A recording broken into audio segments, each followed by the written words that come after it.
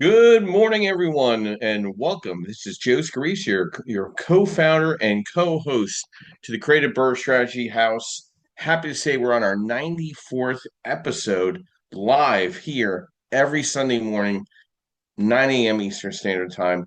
Let's get rocking and rolling here in just a few minutes. I'm going to invite some peeps in on the clubhouse world. So let me get myself started today. I want to thank everybody, and I always love to start off with our sponsors. Of course, would like to thank um, Mr. Yordell Perkins of Perkatech, who provides our social media architecture, our website design, our administration, our analytics to the podcast, and so many real estate professionals as well, which is he's just been a great asset to this whole entire movement of the Creative Birth Strategies podcast. So I want to thank him. I want to thank MB Capital of Solutions, which is your referral program for real estate and unsecured business lines of credit. I want to thank Ms. Linda Pelagas of Realty 411, who provides a national publication for real estate investors and professionals throughout the country. I would like to thank also Lenmark Capital, where I am a senior loan analyst providing asset-based lending, debt service, fixed to rent, fixed to flip, new construction, multifamily, and single family through four family. I'd like to thank TCS Property Management Services, where I'm a licensed realtor in the property management space and real estate strategy space for real estate investors in New Jersey and Pennsylvania. So we'll get started here in just a few minutes. Just going to get all my peeps here and invite some peeps in here. Some people I haven't seen in quite a bit as well, so that'll be really interesting. I saw one guy for a brief moment there, and he popped in and out. Hold on one second here. Get ourselves muted. All right. All right. So, what is our discussion today? We're going to be discussing what are the most important strategies as a real estate investor to evaluate a single family through four family checklist. I'm also going to go into some underrated markets that we're going to discuss as well that for rentals for real estate investors throughout the country. I did some analysis as well. I also want to just catch up with what's gone on this week. A lot of good stuff.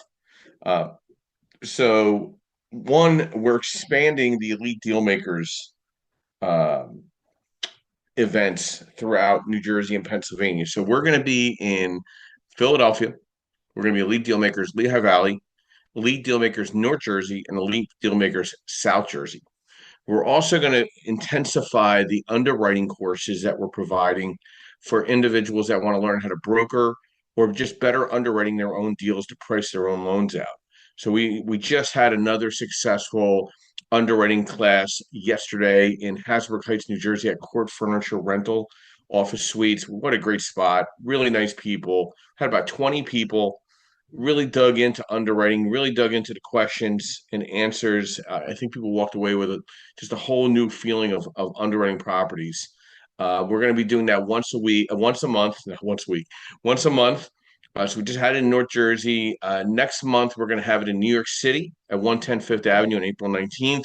And April 26th, we're going to have it back down in South Jersey in Haddonfield, New Jersey. So if you want to fly in on a Friday or drive up on a Friday and stay over into a Saturday, the class goes from around, I'd say 9:30 to about 12:30. But it's extremely intense. I don't take breaks. I go right through it to make sure that one, you're walking away with value, but two, you're walking away with insight and understanding how to underwrite a deal for real. I mean, you could go take a workshop and spend thousands of dollars and walk out and think you're an underwriter. But when you're working with somebody that's actually pricing the loan out, the underwriting is completely different. So we definitely will have that in a consistent manner. I'd love to expand that as well. So if anybody would like me to hold that on a Saturday some in another state, whether I'm providing the CE or not, I think it's a valuable asset to anyone that wants to sit down and underwrite a deal and be ahead of the game. And really, the underwriting we underwrite 1 through 4 and 5 through 8 because there's only so much time that you have in 2 to 2.5 hours to really jump into underwriting files. So I try to make sure it makes sense, and I stick to DSCR single family through four family, and 5 through 9. And then I go into fixed to rent and fixed to flip. Same thing, just to make sure it's a realistic class for most of the people that are in attendance. Obviously, I could have a one-on-one with you if something is larger than that, and dive into that as well. So this week coming up, I want to just give a heads up where I'm going to be this week. So at least if anybody's around, you want to catch up for coffee, I'll be up in the Lehigh Valley on Monday. Tuesday, I'm going to a completely different event up in Edison, New Jersey. It's a social media class or a workshop and networking class at Topgolf in the evening with a bunch of social media guys, which I think will be pretty cool. On the 19th, I'm speaking in Connecticut for the Pro Group, which is a landlord group. Then on the 20th, I'm in King of Prussia at the Apartment Association throughout the day from 10:30 to 1 p.m. So I'll be there probably by 9 a.m. to 1 p.m. meeting with investor mindseted professionals in the multifamily and apartment section.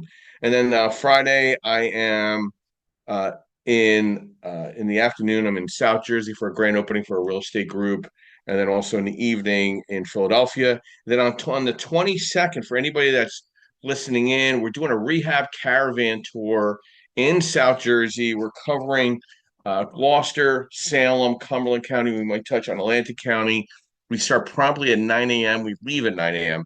I'm going to have breakfast and everything set up by 8:30 at the MB Capital Solution offices in Turnersville. So you need to sign up for that if you want to be there. And we're going to leave. We're going to have a map. Everybody's going to have their own vehicles. A couple people hop in my car. Everybody, I think, will pro share. And we have two great real estate agents providing walkthroughs on DSCR opportunities, fixed to rent opportunities, and fixed to flip opportunities. And I'm really excited about that as well. That'll go from 9 to 3. I also provide lunch. We talk about what we saw in the morning, and we keep underwriting deals. I'll have a lot of them already underwritten to be sent out based on either whether it was a DSCR or whether a fixed to rent, fixed to flip already. So like all these properties that we're going to look at, I'm going to already pre-underwrite for you and send the sizers. So that's something cool that we've never done before. So by Wednesday, the realtors are going to get me all the information, and we're going to pump that out there. So let's dive into our subject today. Evaluating single family or four family homes as a real estate investor, there's a necessary thorough analysis to gauge the potential return on investment, risks, and long-term viability. And considering the following key factors when assessing both single family residents through a multifamily 2 through 4, we're going to stick with today. By diligently evaluating factors, real estate investors can make informed decisions to maximize their investment opportunities. Number one is location analysis, neighborhood quality, the economic stability, the comparable property values, then the property condition, and a thorough inspection. I think that's very important. I think you need to really dive into that, understanding foundation and structure, understanding roof and exterior, understanding plumbing and electrical systems, understanding HVAC systems, installation and energy efficiency, and pest issues. Number three is the cash flow analysis, the rental income and potential, the operating expenses, the vacancy rate, the debt service coverage ratio.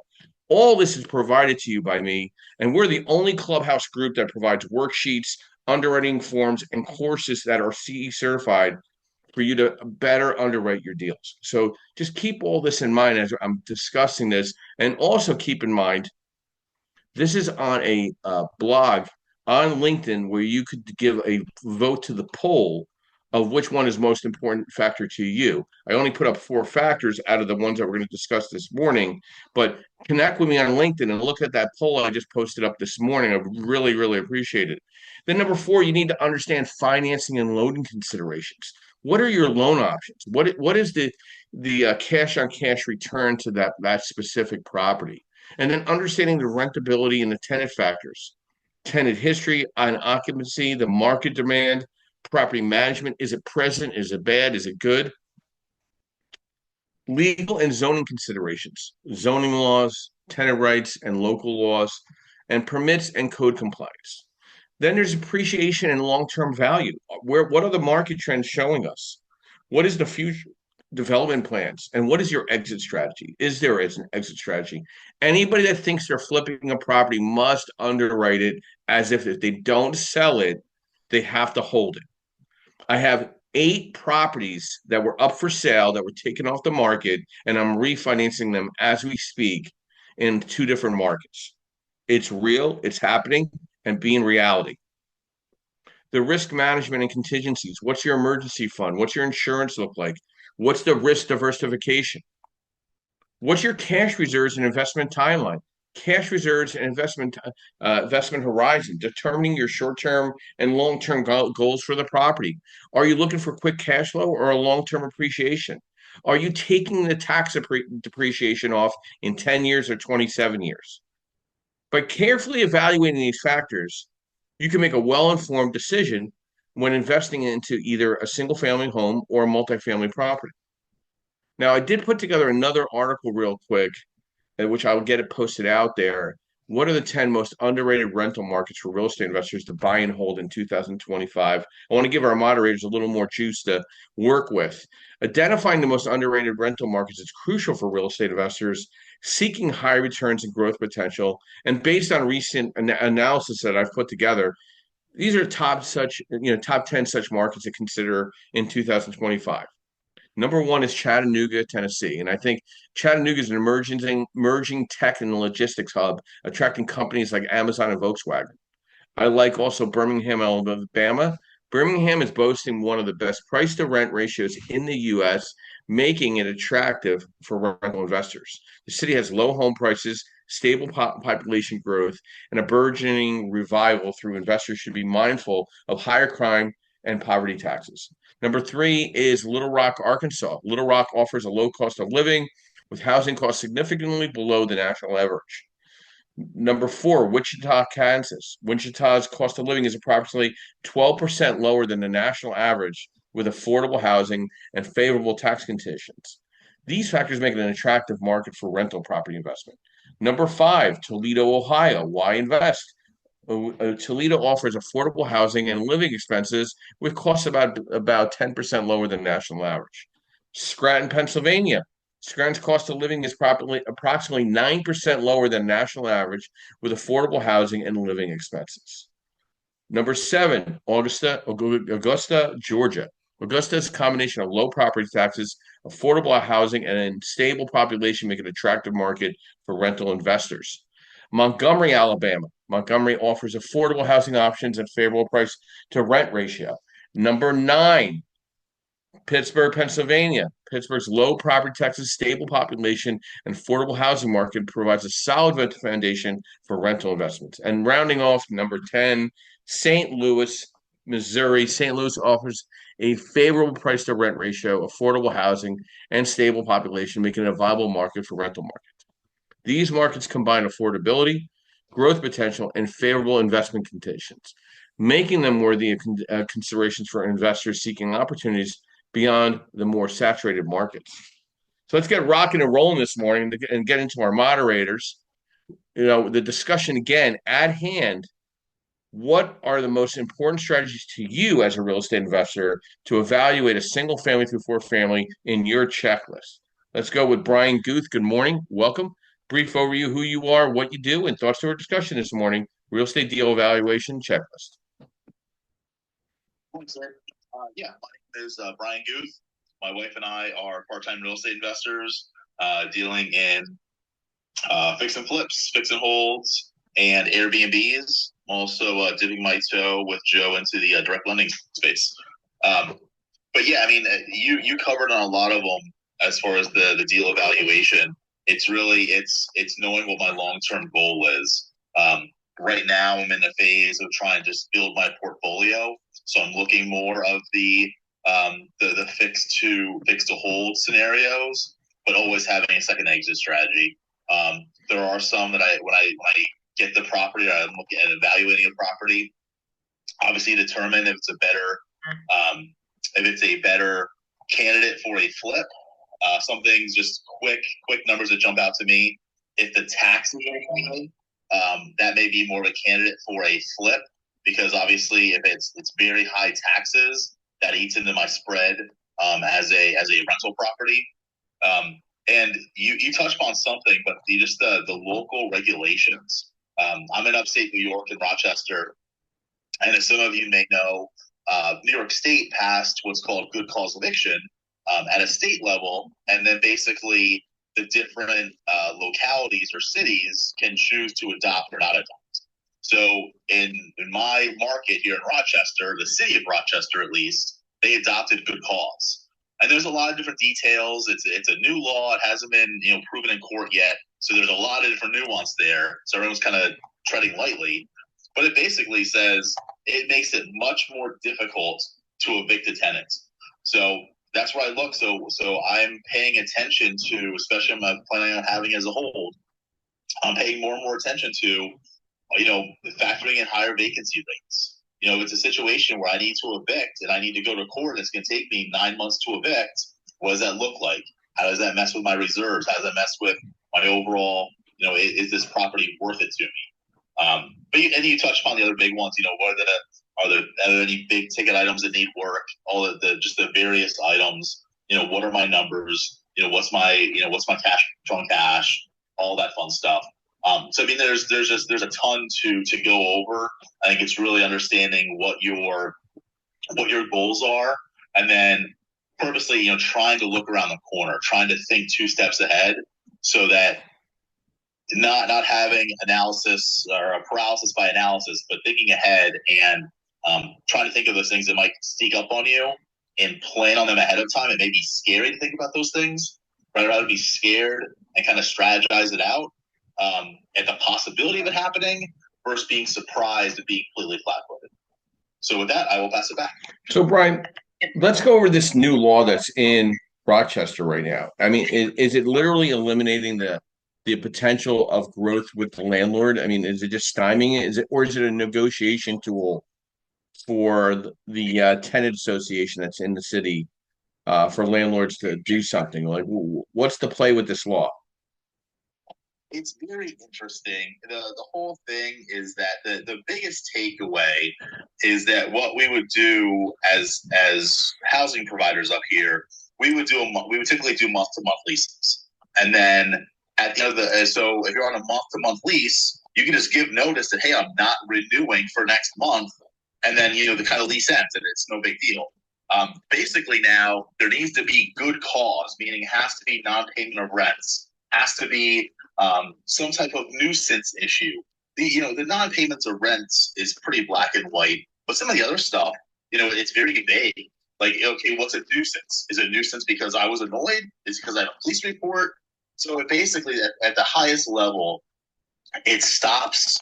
It eliminates the ability of me as a landlord ending the lease just because, or not renewing the lease just because I want to renew, or I'm sorry, because I don't want to renew.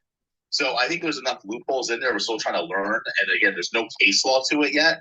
So that's the biggest thing. It may take 2 years to kind of go out in the courts, but it basically, again, there's a broad definition of what good cause is. But even as I own the property, I can't just decide that I want to take it off the rental market for whatever reason. Like I have a reason to not want to extend for the tenant. So New York is already a very tenant-friendly state. For the jurisdictions that enact good cause, it becomes even more tenant-friendly. I mean, this is kind of scary because, I mean, people used to get out of the boroughs to invest into the state itself because there was a more, I don't want to say it was friendlier, but it was more fair approach to being a landlord. I guess they're kind of peeling that back for whatever reason, because I mean, in every one of my analysis, Rochester, Syracuse, Binghamton, Buffalo, Albany pop up as good markets. Buffalo came up in the top 25 markets to move and live, which, I mean, that's a whole nother discussion because I was stationed in Buffalo for work. So I mean, what's your thoughts on that when people are telling the national average, hey, go to Rochester, buy properties because it's a great place to buy? Like, you as a Rochester guy, what do you when you hear that, what do you think? Yeah, I know what you're getting into. Like, honestly, I'm not as worried about it. I've gone to lots of different kind of courses, talked to some lawyers about it. I know I keep repeating myself, but there's no case law to it yet, so it's everyone's best guess. But it doesn't. I think there's enough loopholes in there that it doesn't quite scare me enough. Maybe it should, like maybe I'm being ignorant to it. But there seem to be some loopholes. So it's still the fact remains: New York is not an owner-friendly or landlord-friendly state. That's what it boils down to. Rochester, Syracuse, Buffalo, great for numbers, great for for ROI, all that fun stuff. But it comes at a cost. The cost is your lack of landlord rights. So it really kind of comes down to what your risk tolerance is. For the money, I put up against any of those top 10 states you mentioned as far as the accessibility to get into the market and have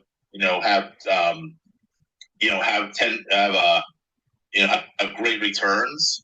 But it comes at the cost of, if an issue comes up, it is an uphill battle for me as a landlord. Yeah. I mean, when I rounded off the top 10 markets that are underrated, did anything kind of like a bell go off in some of them? Because a lot of them were landlord friendly, or at least landlord fair, to say the least. Did any of those kind of like, because I know you'll look at outside of Rochester. Have you considered some out of state markets yourself? Yeah, Tennessee. One of the guys I work with a lot up here. I have a huge amount of respect for him. He's big on Tennessee. He's probably going to move there. You got the no state taxes, which is great. Property value is on the cheap. I forget all the specific details, but he rattles off like I think he's high on the suburbs of Knoxville, like that area. But he loves Tennessee, so that's kind of been on my radar. I haven't pulled the trigger on any deals there yet, but land and housing in Tennessee, that's his big. That's where he's aiming towards. And I heard you mention, I think, a couple of Tennessee markets. Yeah, I'm big on Knoxville and some other area markets in Tennessee. I do plan on going out to Knoxville to a meetup sometime either in May or June, probably more June. Um, so I love Nashville. I like the Nashville RIA. Great room. It's kind of it's a too big of a RIA to kind of network at. So I want to identify something that's a little more controllable, meeting people.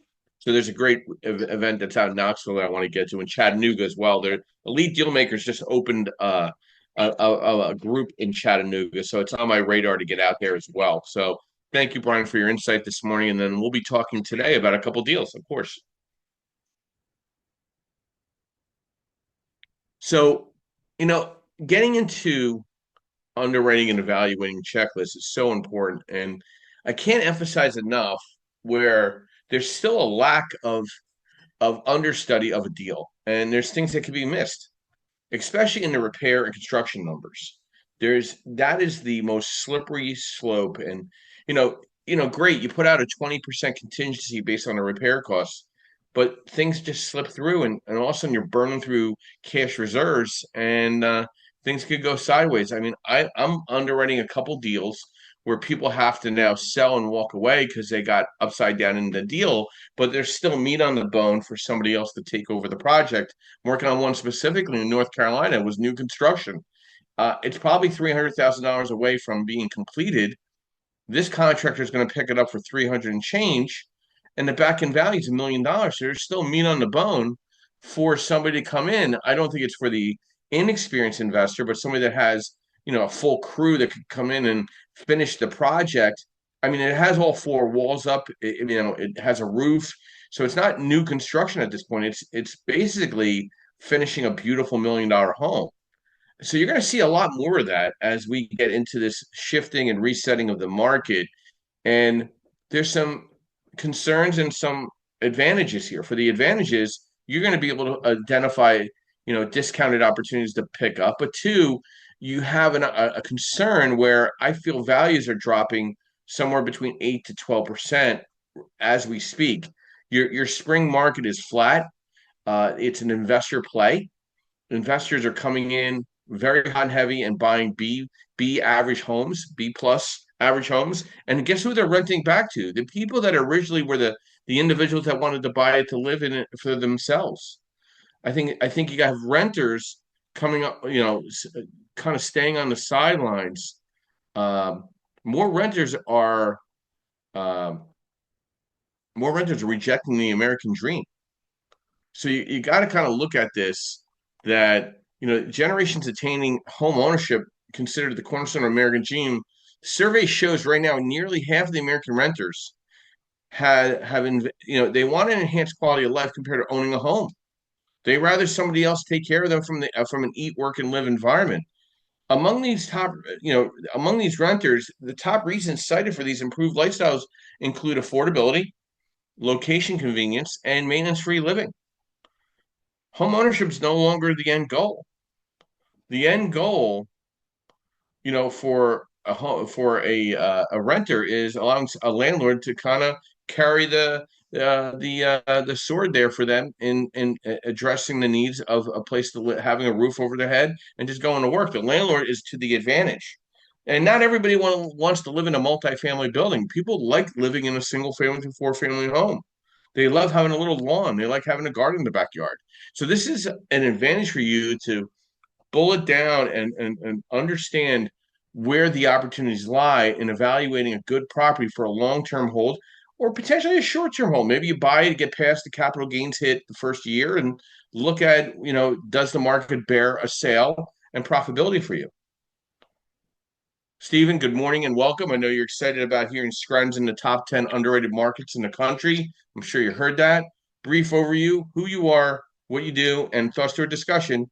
Real estate deal evaluation checklist.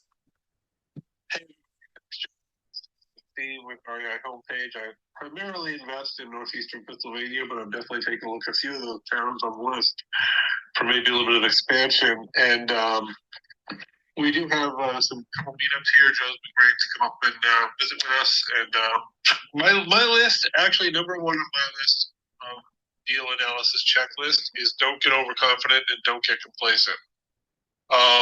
Looking at flood zones, looking at mine subsidence. If you're up in Northeast PA, make sure you get mine subsidence insurance. It's stupid cheap. But I've gotten complacent on a couple of deals. Joe has done DSCR on one of my properties that when I went to it and looked at it, I said, oh, this could never be a flood zone. And come to find out when it digs in, it was a very bad flood zone. And you can argue, it never actually flood here. Doesn't matter. Map says flood. Lender says flood insurance. Flood insurance is expensive. I had another deal which I did do this due diligence, but I always drain tech or camera all of my sewer lines so that I knew going into a deal, hey, this sewer line is probably going to be problematic and I better put some money aside for it. But, it's very easy to say, oh, well, I turned the water on, I flushed it, and it went down. It can't be a problem. And really, I'm getting back to, and I kind of got away from it. I'm getting back to actually bringing an inspector through. And I don't do a full inspection with my what we call a landlord package, but I bring a more professional second set of eyes than just a contractor through a lot of my properties, because it's very easy to say, oh, I've done 4,000 of these, and well, guess what? You missed something on 4,001, and then it also goes a little bit deeper into. Just because it's the market you grew up in or your dad knew or whatever, Scranton, my area up here in northeastern Pennsylvania is great because almost every interstate in the Northeast goes through here. So we know our logistics is not going away. Education, there's a lot of categories of life that are not going away. I just had a friend buy a property in Altoona. Numbers phenomenal. But I said to him, I just realized that, in terms of why would someone choose to live in Altoona, the main answer is because I always have, because there's nothing out there. So that's the other sort of underlying question to ask yourself is, why would someone live there? Why would they do it? And the third one is, what's the trend? I'm currently looking at a self-storage deal in New Jersey, which I love. It's fully rented, yada yada.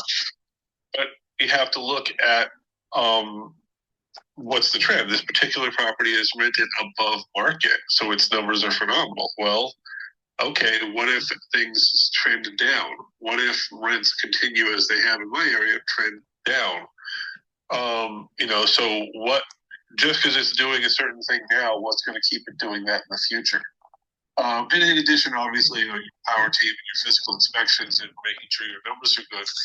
And the last thing that's on mine, and everyone thinks I'm crazy, is I take out, and this is not possible in most markets, I take out a 30% maintenance vacancy management pad, soft numbers. I want to make sure I have 30. Maybe your market is smaller market, your margin is smaller. But realize that beyond taxes, insurance, sewer, and whatever, that's not the only math. And just kind of figure out for you, if you've got a huge cash flow from other things, maybe you skip it. But that's the fourth thing that's on my sort of don't miss it. And a lot of that comes back to don't be complacent. Don't feel you can skip steps. So, Steve, you brought up a couple of points like flood insurance. I think people do not do a better study enough on a property. I mean, look, you even kind of knew about it and kind of, it's not going to come up, but it came right up, right in your face on it. Yeah. I mean, Florida is obviously, I mean, I'm seeing insurance with combined of regular insurance and flood at $3,500 for a single family home. I mean, how does a property debt service? How do they hold these properties? I mean, they're breaking even at best, on cash flow. So, Scranton is not a big barrier of entry of buying in, but maintaining and holding is the I'll call it the secret. Building your field of experts and team of experts, management, insurance, maintenance, a good real estate agent, a good leasing agent. It might not be the same thing. A good contractor, good mechanicals, good electrician, plumber. I mean, Scranton's always been one of those markets. It looks good, smells good, but the problem when you get there, it's very hard to assemble a team and to evaluate a deal with integrity. What's your thoughts on that? Because you're a transplant, so what's your thoughts on that? Because that's very relevant to any of the other top 10 markets that you want to look at. That just because the numbers are good and the barrier of entry is good, you can go upside down just like anybody else. Oh, absolutely. And on that deal you mentioned, because of our huge pad, the $2,000 a year in flood insurance didn't kill us. But if we were running something like 5, 10, 15% pad, that $2,000 a year would have put us into the oh my god, why did I really do this? In terms of the flood insurance, and also assembling the team is hard because we were a transplant when we first got here. We followed our sweet little realtor who was clueless in the investment space and bought some properties. And, we read one book, she read nothing, and there we were. And assembling the team took us a lot of trial and error. It was lots of chucking a truck. It was lots of, when I first bought it, I said, I'm a TV producer. What do I know about contracting? So the guy we hired, we trusted. And I discovered very quickly that you've got to manage your team and you got to pick your team carefully. We're renovating actually the one on Gaylord, little 2-bedroom, and the guy wants $3,500 in labor, which makes me fall off my chair. Someone who used to get people for $10 an hour. But we went with it because this guy's really not outside the market price, and we trust him. We know he's going to get it done. So you've got to get that team. That means going to RIAs. That means talking to other investors. That means working not with any real estate agent or any realtor. That means work with someone who either is an investor or focuses on investors. That's why a lot of my time is spent helping clients figure out, okay, now what? I just bought what's underneath the purchase. Yeah, but Steve, let's be honest. You brought up something very, sensitive to both of us. I think these RIAs, all they're there for is to sell you a package from somebody that's not even in your market. I think these smaller investor group meetings, 10 to 20 people where you're masterminding, I think you walk away with more incentive or camaraderie than you'll ever have at a RIA meeting. Listen, RIAs serve a purpose for the very new to identify some people that they could potentially work with, but they get swarmed by the people at the event to sell them a product or sell them their mentoring program or their bullshit coaching program, which is all bullshit, to be honest with you. Like the class I had yesterday, Steve, I could have charged people $1,000. Guess what? I charged people $5. Do you understand? Because the significance of money to a deal. The barrier of entry to be a real estate investor is not high. Okay, you got to have a pulse and you got to have your eyeballs in your head and move forward. So, are you seeing the investor group meetings chipping away at the RIA concept over the next couple of years. I'm seeing it already. Like, look, Elite Dealmakers has no RIA affiliation. We offer the same discounts that RIA offers, and I'm having, barrier of entry of $5 registration to come to an event with good education. So, do you think RIAs are misleading to this whole misnomer right from the get go? Well, and really, I'm probably using the wrong term because we don't have, except one guy in Stroudsburg or in Bluesburg, we don't have real RIAs up here. Everything is investor RIA groups. And when I say it, that's what I'm thinking of. And I hope they are, because there's one guy in Stroudsburg runs a group, and you go there, and all he's doing is selling his course. There is no networking. There is no nothing. And you want to go to the networking meetings. You want to go to the meetings like Joe runs. You don't want to go to the meetings like I'm building toward, where you go there, there's 20 minutes of chit chat, 20 minutes of presentation by somebody who isn't there. My first group I went to, all their meetings were the carpet guy telling you about carpet prices. That's not helping me. Carpet guy telling me why vinyl over carpet is helping me. Those are the groups you want to find. Is the ones that are little, the ones that aren't selling you anything, the ones that are saying, "Oh, I know a guy who does debt service coverage ratio lending. Let me have him speak." We had a guy at ours by Zoom who's in North Carolina talk about land flipping, and yes, he's got an application that's got an application available to help people, but he spent 5 minutes on his app. He spent 45 minutes talking about how land flipping works. And that's what you want. You want those smaller meetup groups, those smaller community groups. And if there isn't one, start one. And bring the investors to you and kind of help people out. That's what you want to do. And you want to join those online Facebook, PA investment property owners is one that Kevin and Jared run. And that's a great little, hey, everyone's here to help each other. There's no ulterior sales motive. Yeah. Well, Steve, I appreciate your time and insight to your market, because I feel like there's a lot of overlaps with people throughout the country trying to understand their market and what they need to do to evaluate. Yeah, thanks, Joe. Thank you. Thank you. So, as we go on this venture of identifying deals to be had, are there deals out there? Yes. I think there's a deal every day. I go to different events or I get different calls to underwrite a deal. And does it make sense?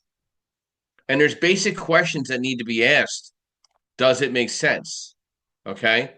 I don't think people understand what questions need to be asked. Let's go over them real quick.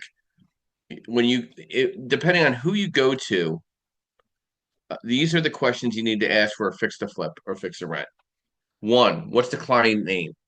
What's the percentage of ownership? Somebody with the best credit should be 51% owner or better. Whether they have experience or not, it's important. If the contractor you're partnering with has a 660 credit score and you have an 800, you might have a little more money into the deal, but you're going to have a really good rate and really good leverage, decent leverage, even with no experience. And then what do your reserves look like for savings, 401k, lines of credit, stock, retirement accounts? What's the name of your LLC that's buying the property or owning the property? What's the subject address? Now, can you buy something cash and then it's a fixed rent and then refinance it in a delayed financing and get reimbursement on what you bought it for at a certain leverage plus the rehab? Yes. What's the asset type? Is it single family, 2, 3, 4 families, a 10 family? We need to know that, and you need to know that. I had a situation this week where the guy thought he had a 3-unit, and guess what? It was a 2-unit. The all zoning tells me it's a 2-unit. We now have to underwrite and appraise it as a 2-unit, even though it's a really nice 3-unit. We're not going to be able to use the third rent. We're only going to be able to use the 2. What's the purchase price?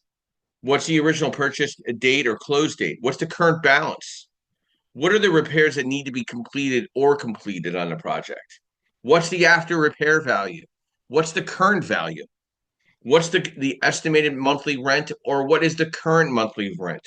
What are your yearly taxes? And this is a trick here. If you're pulling permits on a property that taxes say $1,000, but you're pulling permits for a new roof, windows, kitchen, and bathroom, and adding a bathroom, do you think your taxes are going to go up? Don't you should do a little study that maybe those taxes are not going to be $1,000 a year anymore, and really, really understand your homeowner's insurance, builder's risk versus stabilized insurance. And then there's basic questions that you need to understand. How many flips have you completed in the last 4 years? It could be zero or have not number. There's no kind of. How many rehabs for rental have completed in the past 4 years? Birds. How many rentals have you bought in the last 4 years? Right. And then we do another 4 year look back because of COVID. So we take an 8 year look at, and guess what? If it's all zero, it's fine. It's absolutely fine. But the catch is you're going to probably have an average of 20% in on the purchase, and you're going to be provided 100% of the construction renovation based on 70% loan to value on the after repair value. That's it. So you got to buy smarter, buy a better deal, and underwrite your general construction costs to the penny. Mr. Ingamy, Dave Ingamy, brief overview, who you are, what you do, and thoughts to our discussion, real estate deal evaluation checklist. Yeah, thanks, Joe, and good morning, everybody. So my name is Dave Ingamy. I am a licensed insurance producer for both title insurance and property and casualty. And I also recently joined Joe's team on Landmark to be able to offer for properties. And what I'm seeing, and based on some of the comments in this discussion, is these meetups and online offerings like this one are so valuable. I see a lot of newbies going to property investor meetups, and they're learning something every time. Even myself, I'm learning something every time I go. So if you're not already doing it, I would go to as many of these things as I can.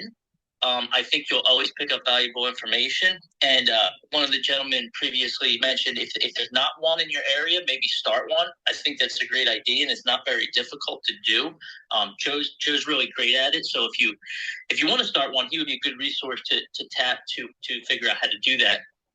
And as far as the RIAs, as Joe mentioned, yeah, I see some challenges with them. But again, I learned, particularly me, I learned something every time I go to one, hear a speaker. So I always think it's a value if you can make the time to do that, especially if you're just getting into your first or second investment property.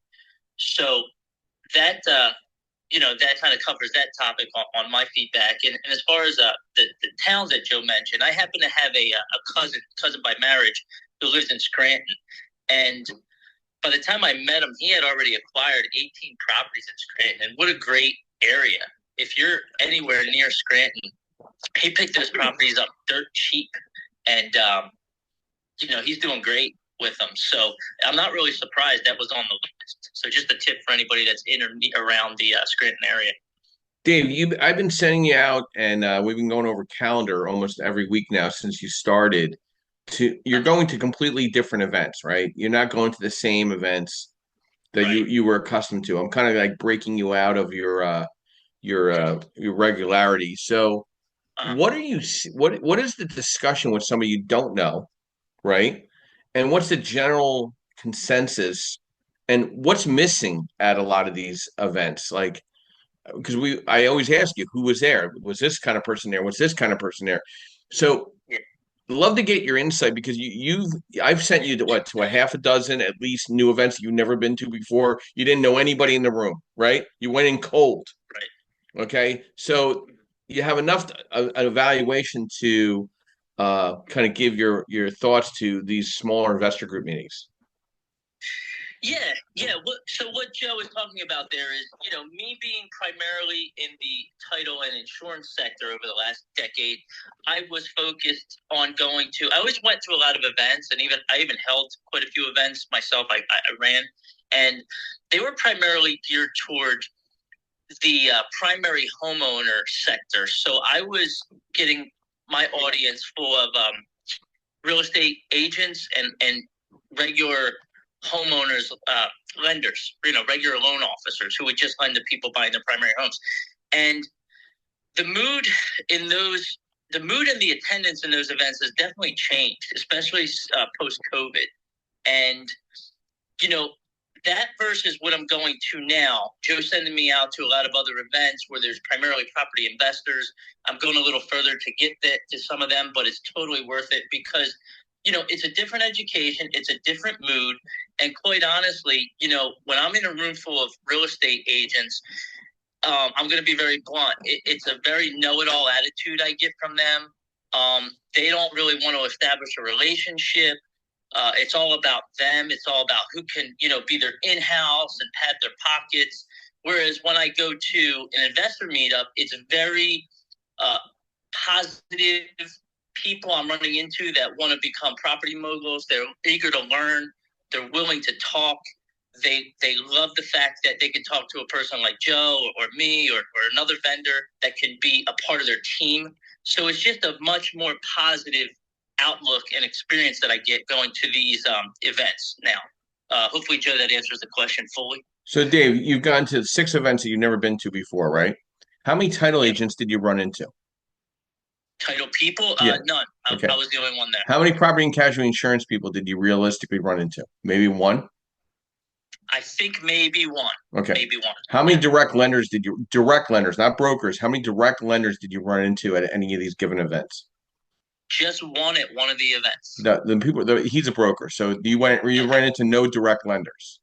None, yes. Okay. Right. So basically one property and casualty person where you might be able to collaborate on, yes. No title people, and no direct private lenders. Correct. And you were in a room with 25 investors per event. Talking about every deals. Every time I've been to one, it's been like 20 plus. Yeah. Yep.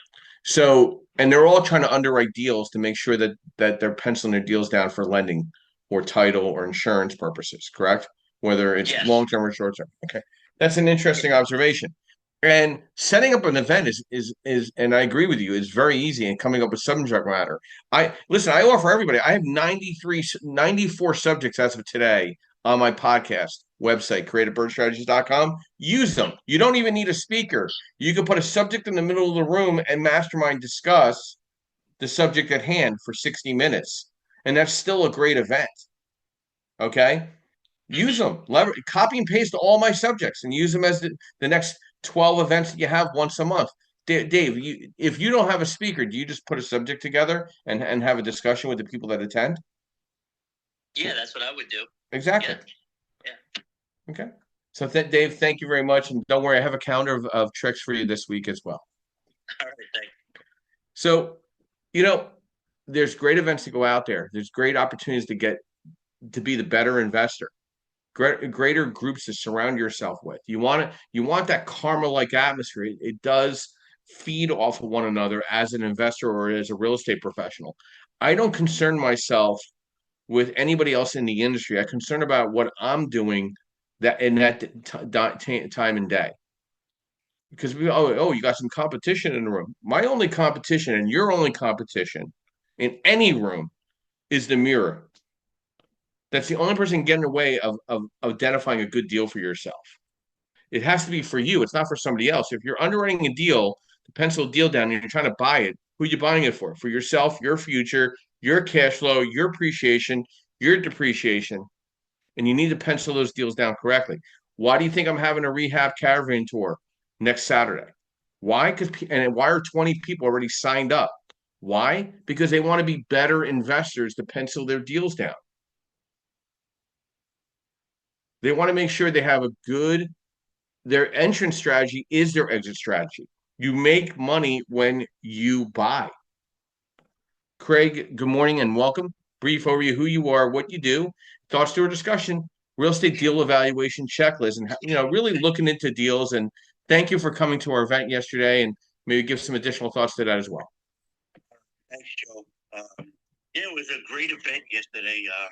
I'm seriously looking at doing my first fix and flip, and I'm looking forward to next Saturday's caravan to learn more, to surround myself with people that have done it, and to understand, what the mechanics of the deal is. The checklist that you emailed, I started looking at it again this morning, and I'm a realtor licensed in New Jersey, so I cover the whole state of Jersey, but I have never done any fix or flips.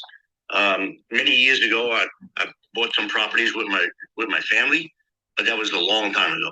And so now it's time. I retired from the federal government after 32 years, and I want to get into the fix and flip and fix and hold arena, and just surrounding myself with yourself and Dave and others. I just want to absorb it and be like a sponge, and then execute. That's the most important thing. It's good to have the information, but you have to be able to execute.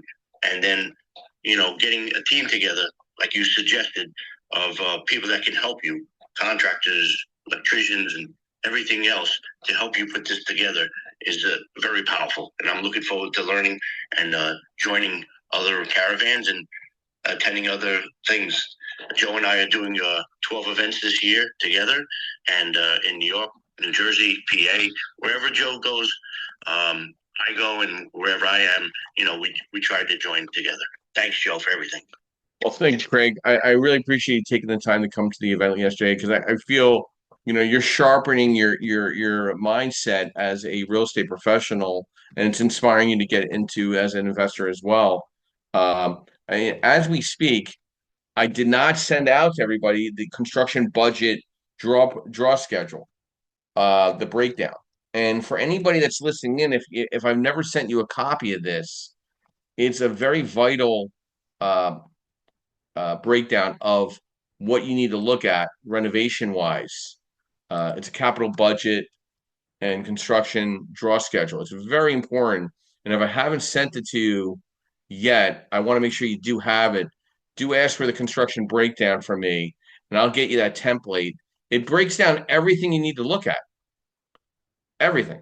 Everything you need to look at that you need to underwrite a deal. I'm trying to find it right now as we speak. Let me see here. Where is that? Give me a minute. There it is. And it's capital budget and draw template. So if anybody needs that, I will send that to you. Just please email me. I'll put my email in the chat and make sure you have it. But please send me your full name, email, and phone number, because otherwise I'm gonna think you're spam, and it goes right to my spam box. So it gives you a whole breakdown: permits, plans, demo, exterior, interior breakdown, kitchen 1, kitchen 2, bathroom 1, bathroom 2, bathroom 3, miscellaneous. It breaks it all down. I need you to be a better and smarter real estate investor. That's important. So let me just get this out here. Hold on, let me get my thumbs are not working correctly this morning on Clubhouse. Sorry about that, guys. Let me just put that out there real quick. And if you're listening in, please email me at jscarice at lendmark.com, LENDMARQ. I'm sending it out to the people that attended yesterday, which I'm excited about. Thank you for reminding me of that, Craig. I don't think people know how to budget down a deal to evaluate to make sure it works. I mean, and no fault to real estate agents. Nobody teaches you how to evaluate a deal for construction and repairs. They just teach you it needs a little fixing up. Put on the marketing. It's a fixer upper. But did you ever send somebody in there to kind of get a number on what the construction cost could be? Did that ever come to a potential opportunity to think about understanding the construction of it or the repair costs? Like, really, how much does a good kitchen cost? How much is flooring? How much is sheetrocking and creating a new bathroom or a half bath? Have you ever really dug into those numbers? Well, you need to know those numbers, and you need to know how to break it down into a construction budget and a template to then draw from it if you're using a lender such as myself or any lender such as myself. I don't care if you ever work with me ever, but I want you to be a smarter real estate professional when you're budgeting down deals. Mr. Bob Cheswick, good morning. You got a lot of ammunition to work with. Brief overview, who you are, what you do, and thoughts to our discussion, real estate deal evaluation checklist. Hey, good morning, Joe. I'm Bob Cheswick, president of Chespin Corporation. I help set up LLCs. I used to also be a civil engineer. I'm not here to give any legal advice. I'm wondering if the 33% tax hike that Lackawanna County passed this year was used to pay off whoever said Scranton's one of the top 10 markets in the country. I nearly spit out my drink when you said that, Joe. No. But that's a whole other story. But yeah, as far as since Scranton seems to be a hot topic, I'm not joking. Lackawanna County just did a 33% tax hike this year. They're also doing a full reassessment, which will take effect next year. I saw the tax bill for my mom's house. It went up over $500 just for the county one. And in Lackawanna County, you can get up to 4 tax bills a year. The municipality where my mom's house is, you get a municipal property tax, a sewer tax, the county tax, and the school district tax. And the school district tax went up as well. So just in the past 3 years, I've seen the property taxes on this house without the reassessment, which is still coming, which is going to increase them again. I've seen them go up almost $2,000 in 3 years. And for anyone who's been around Scranton, there's nothing here to justify that. There's barely an economy. I'm very, very bearish on this market. I don't think there's much here for anybody. And it is a market that will sink you very quickly, as some people said, because one of the problems I've had with this market, and I, having lived out of state for over 20 years, have run into this myself, even though I'm from this area, from the very town that, and house that I grew up in that I own now. They don't like outsiders. They simply don't want you around. So those, you'll hear the off-putting comment, oh, those guys from Jersey or those guys from New York or those Philly guys, what are they doing here? Send them away. Never mind the fact that they'll hate everybody from Jersey and New York, despite the fact that they love the Yankees and all the New York sports teams. That's besides the point. What's wrong with that? The bottom line is, I'm saying they love the teams. They just don't like the people who are from the area. I'm just joking with that. Oh, yeah. And Joe, you and I met about a month or two ago at that one event in Scranton. Yeah. I happened to be at my mom's house at the time, and we were walking around the city, and it was dead. Dead. Absolutely dead. And I was pointing out a couple of things to you, and you're looking at all the potential there, and there's just nothing. It's just the city is closed. The mall, the Steamtown Mall, opened up with a bang in 1993. I was there opening day, and now it's kind of just a shell of itself. And that was a huge project done, for anyone who's familiar with, by the Al Boscoff, the Boscoff's department store chain in Pennsylvania and some of the other eastern states. So the problem with Scranton is Scranton just keeps finding ways to spend money. I think from what I heard, the 30, and I can't verify this is kind of hearsay, but they did hire a consulting firm for Lackawanna County to try to figure out how to solve the debt problem, paid them a few $1 million, and their solution was raise taxes 33%. And there was a very heated meeting about that, where residents were complaining they can't afford it, and the commissioners were insulting them. This isn't a joke. You can watch this online. The archives are there somewhere. So there's this constant mentality in the Scranton area. Corruption is a function of government. It's just the way it's always been. But to the bigger problem, going back to real estate, there's a lot of hidden disasters here. The coal mines, as I believe Stephen said, you have to have mine subsidence insurance. There are abandoned coal mines that every now and again you have cave-ins, flooding.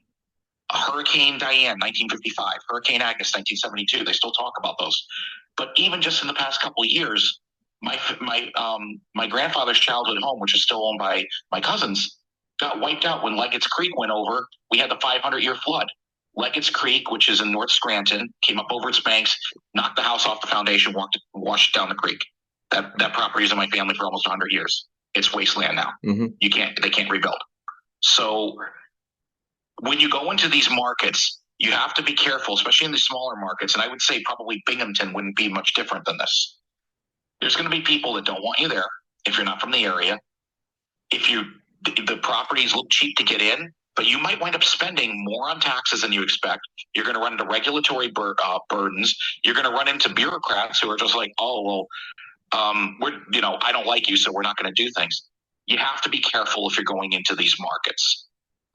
So my advice on it, and I'm sure that there are people out there that are going to disagree with me on this, but remember, I have 44 years of history here in this area. It's in Scranton and other markets like it.